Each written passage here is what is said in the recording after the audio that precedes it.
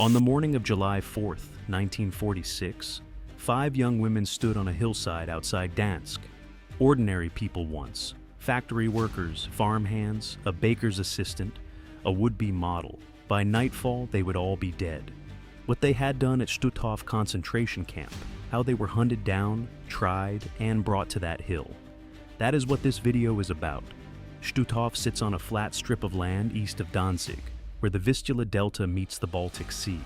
In September 1939, just days after Germany invaded Poland, it became the first concentration camp established on Polish soil outside Germany's pre-war borders. It began as a detention site for Polish intellectuals, clergy, and members of the local resistance. Over the following 6 years, it became something far worse. By 1944, Stutthof had expanded into a vast complex. The main camp was surrounded by dozens of subcamps spread across the region, in the city, along the waterfront, in the Polish interior. Prisoners arrived in waves, Jewish men and women transferred from Auschwitz and from the Baltic ghettos, Soviet prisoners of war, Polish civilians, political opponents. Between its opening and its liberation, approximately 110,000 people were registered as prisoners at Stutthof and its subcamps. An estimated 65,000 of them did not survive. The camp had a gas chamber, a crematorium, and a dedicated area for female prisoners designated SK3. It was within this system, inside SK3 and its subcamps, that the women at the center of this story built their careers. Female guards in Nazi concentration camps held the title of Aufseherin. The German word means overseer or attendant. Of the approximately 55,000 individuals who served as guards across the Nazi camp system between 1933 and 1945, roughly 3,700 were women. 47 Aufseherinnen served at Stutthof and its subcamps. They were not soldiers. Most came from civilian life. Factory work, domestic service, agriculture. Many were young, in their early 20s. Some volunteered, others were conscripted. A small number rose quickly through the ranks. The 5 women who would stand on that hillside in July 1946 had all passed through Stutthof's SS women's camp between 1944 and early 1945. None of them had worked at a concentration camp before. All of them would leave a record of violence that survivors remembered for the rest of their lives. What followed those careers? The collapse of the camp, the flight, the capture, the trial, forms one of the most documented cases of female perpetrators brought to justice after the Second World War. But before the reckoning came the crimes. And to understand what happened in that courtroom and on that hill, it is necessary to go back to the beginning, to the moment each of these women first walked through the gates of the SS camp and began their work. Jenny Wanda Barkmann was born on May 30th, 1922, and spent her early years in Hamburg. Before the war, she had hoped to work as a fashion model. She was considered striking in appearance, and by several accounts, she was aware of it. By her early 20s, those plans had come to nothing. In 1944, at the age of 21, she applied to the SS and was assigned as an Aufseherin to Stutthof's SK3 women's camp. From the beginning, Barkmann stood out, though not in the way she might once have imagined. Prisoners at Stutthof gave her a nickname, the Beautiful Spectre. The name combined 2 things that were impossible to separate when describing her. She was physically striking, and she was capable of extreme cruelty. Now, among the guards at Stutthof, she developed a reputation as one of the most feared overseers. Her primary assignment was in the SK3 women's section, where she supervised prisoners and took part in selection procedures. At Stutthof, selections determined which prisoners were sent to the gas chamber. These were not abstract administrative decisions. They were conducted in person, on the ground, by the guards who knew the prisoners' faces. Survivor testimony from the post-war trial described Barkmann as a direct and enthusiastic participant. Beyond selections, witness accounts described a pattern of deliberate, spontaneous violence. Survivors recalled that Barkmann would physically attack prisoners without warning or provocation, sometimes in passing, sometimes as a form of what the camp system classified as discipline. On multiple occasions, these attacks resulted in death. The accounts describe someone who did not carry out violence reluctantly, as a function of duty, but who appeared to derive something from it. When the Red Army began its advance into the Baltic region in late 1944 and early 1945, the SS began evacuating Stutthof's population. Barkmann did not wait to be formally discharged. She fled the camp and went into hiding in Gdańsk. For several weeks, she managed to avoid detection. She apparently believed she could blend back into civilian life, that her face, the same face prisoners had named for its haunting beauty, would not give her away. It did. In May 1945, Soviet forces and Polish authorities were systematically searching Gdansk. Barkmann was recognized at a train station in the city. She was attempting to board a train when she was identified and arrested. Her brief period of freedom was over. She was 22 years old. In the months that followed, dozens of survivors from Stutthof came forward to provide testimony. Barkmann became one of the most heavily documented defendants in the case. During her pre-trial detention and later at trial, witnesses who had survived SK3 described in specific clinical terms what they had seen her do and what they had experienced at her hands. Barkmann's response, in and out of the courtroom, would become one of the most remarked upon aspects of the entire Stutthof proceedings. It set the tone for how the female defendants, as a group, would face the charges against them. And it would shock observers who had expected something resembling remorse. While Barkmann had come to Stutthof from Hamburg, Gerta Steinhoff was a local. She was born on January 29, 1922, in Danzig, the same city where the trial would later be held. Her background was entirely ordinary. As a teenager, she worked on a farm near Danzig. Later, she worked in a bakery. In January 1944, she married. Later that same year, she gave birth to a child. Also in 1944, she joined the UCS. By October of that year, Steinhoff had been assigned as a Blockleiterin, a block leader, at Stutthof's SK3 women's camp. The role made her directly responsible for several hundred women and children. A block leader at Stutthof controlled the physical space, the food allocation, the daily order of a barrack. She also determined who would be reported for selection. Within a month of her first assignment, Steinhoff had been promoted. On October 31, 1944, she was elevated to Oberaufseherin, senior overseer, and transferred to the Danzig Home subcamp, a satellite site connected to the city's industrial labor network.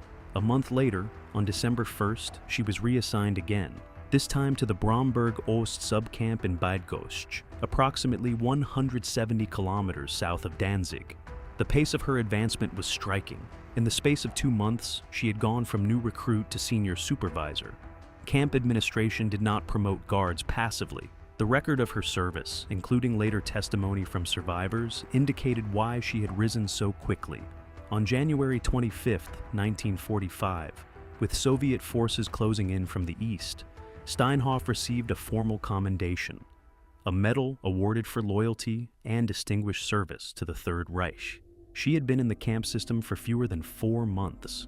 Prisoner testimony from the post-war proceedings described Steinhoff as methodical and relentless. At the Danzig Home subcamp, she oversaw labor commandos, prisoner work groups assigned to forced labor in nearby shipyards and armaments factories.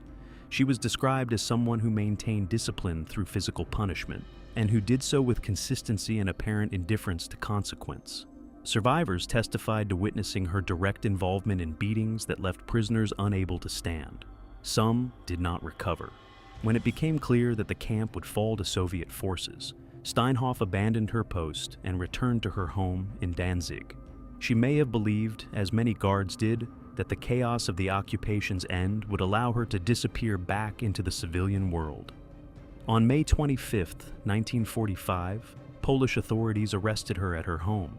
When the first Stutthof trial opened at the Polish Special Criminal Court in Gdansk on April 25, 1946, Steinhoff was among the defendants. Observers who attended the proceedings noted that she did not appear troubled by what was unfolding around her. During witness testimony, during the reading of specific accusations, Steinhoff reportedly smiled, joked with her co-defendants, and gave the general impression that the proceedings were something she found mildly entertaining. That impression would last until the verdict was read. On May 31, 1946, the court found her guilty of crimes against humanity. Her sentence was death. The woman who had received an Iron Cross for her service at the end of January was condemned to the gallows by the end of May of the following year. She was 24 years old. The remaining 3 women condemned at the first Stutthof trial were, in some ways, the least individually distinctive of the 5.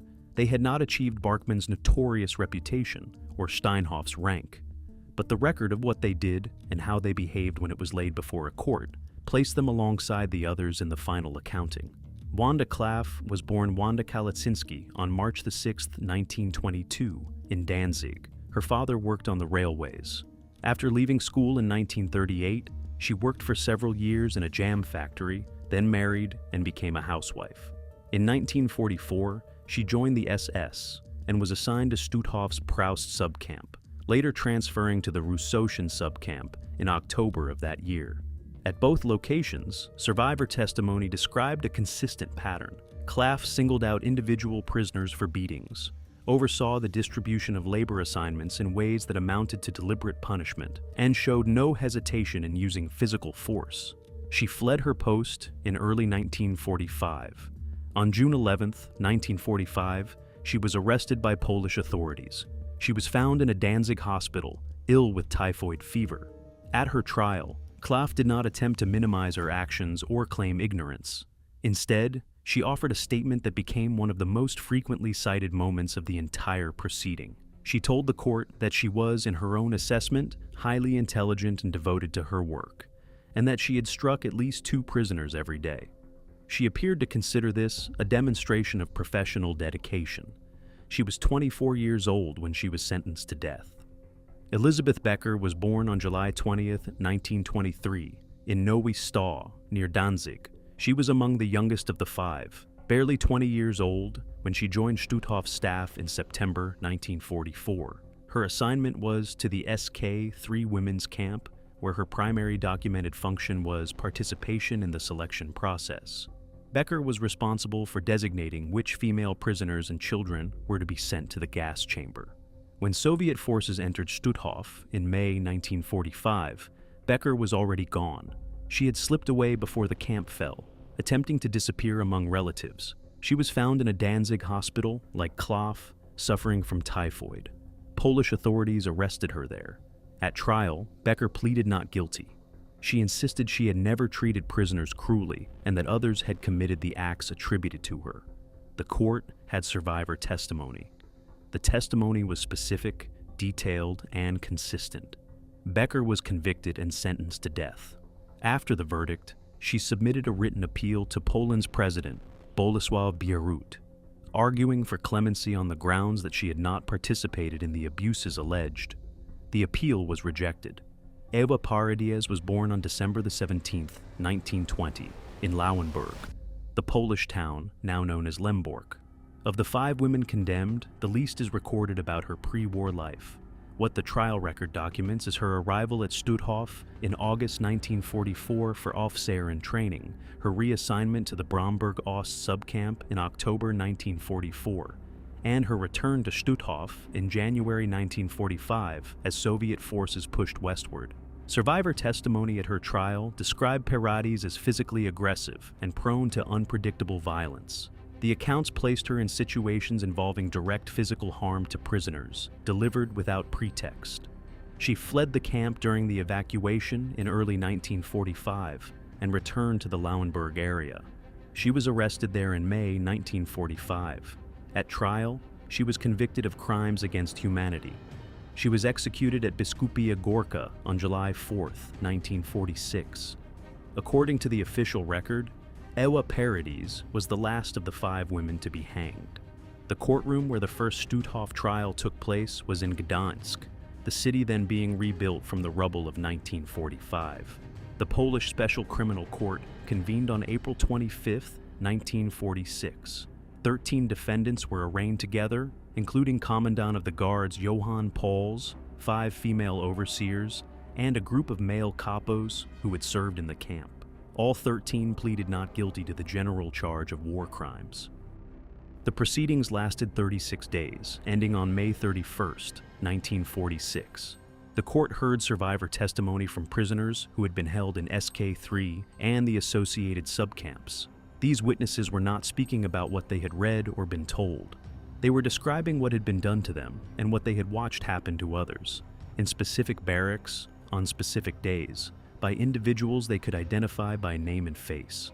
The defense raised several arguments. The most common was that the defendants had been following orders, that they had operated within a chain of command and were not personally responsible for the deaths that resulted from systemic policy.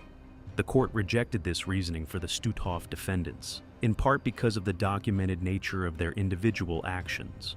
The survivor testimonies did not describe impersonal administrative procedures. They described guards who had chosen, in moment after moment, to go further than any order required.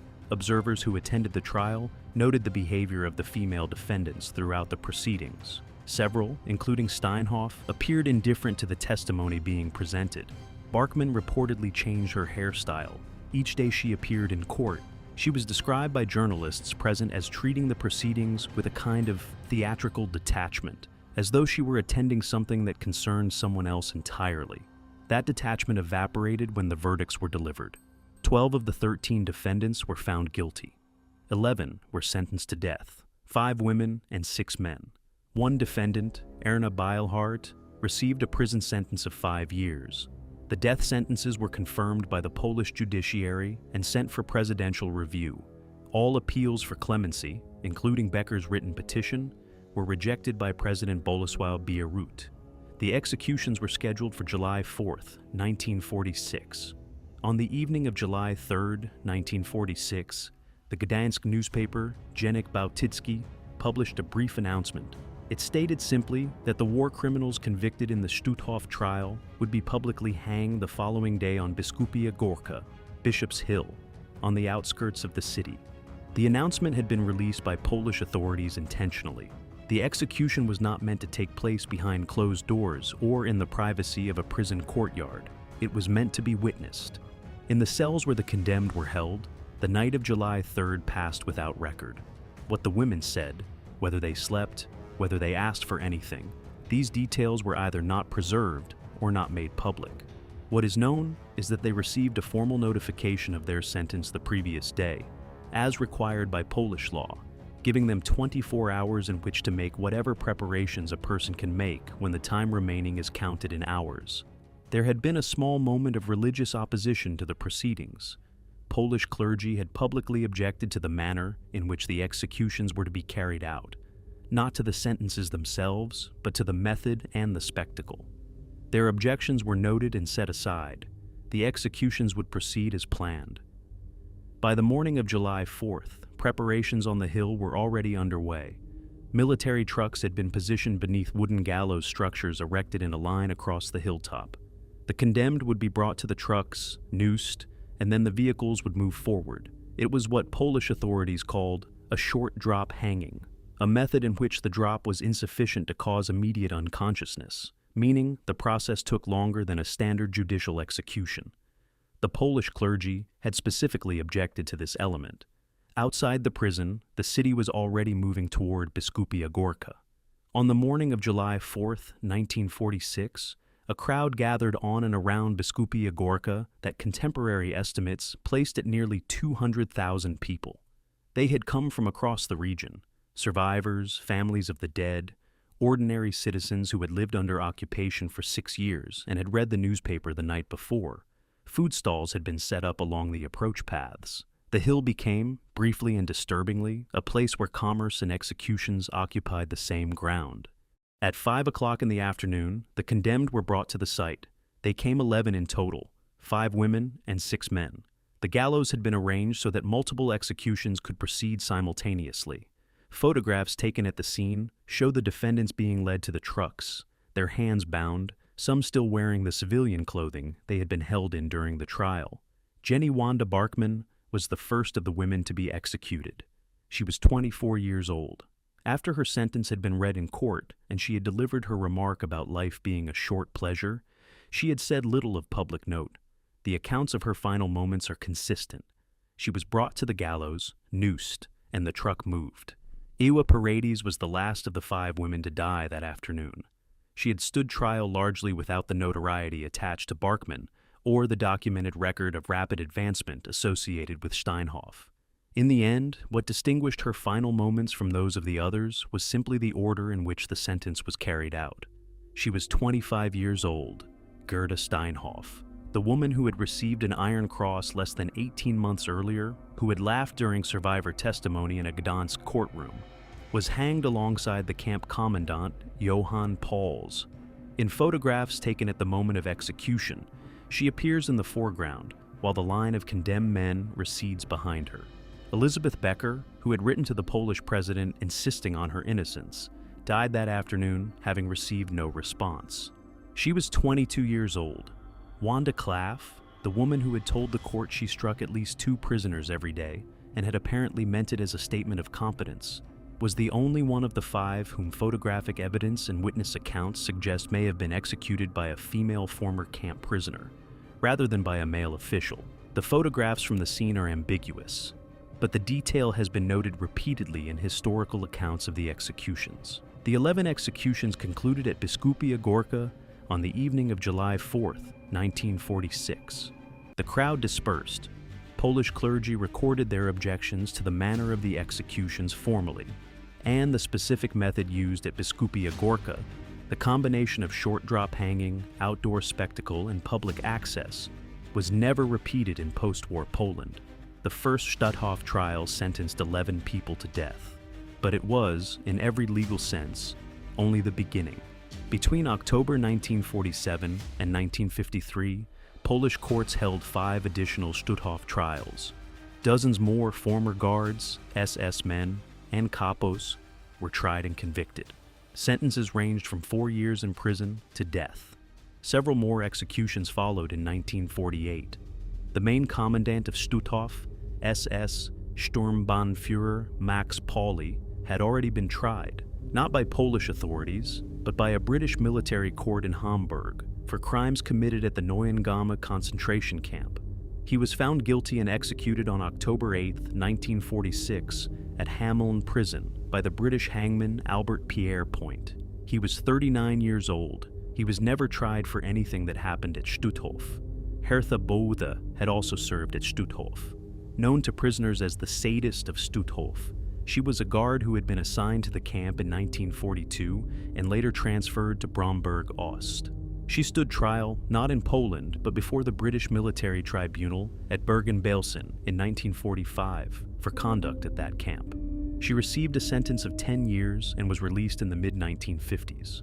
In a recorded interview conducted in 1999, she was asked whether she regretted what she had done.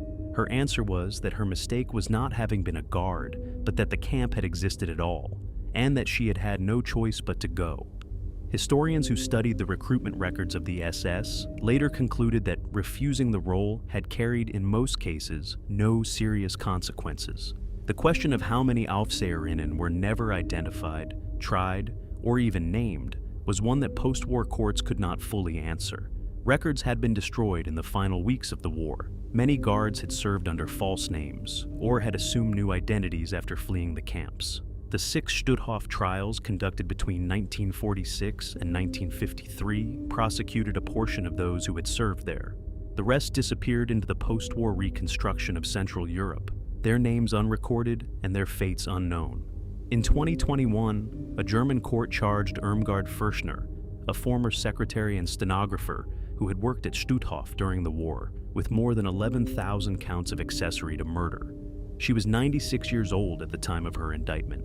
On December 20th, 2022, she was found guilty and sentenced to a suspended term of 2 years.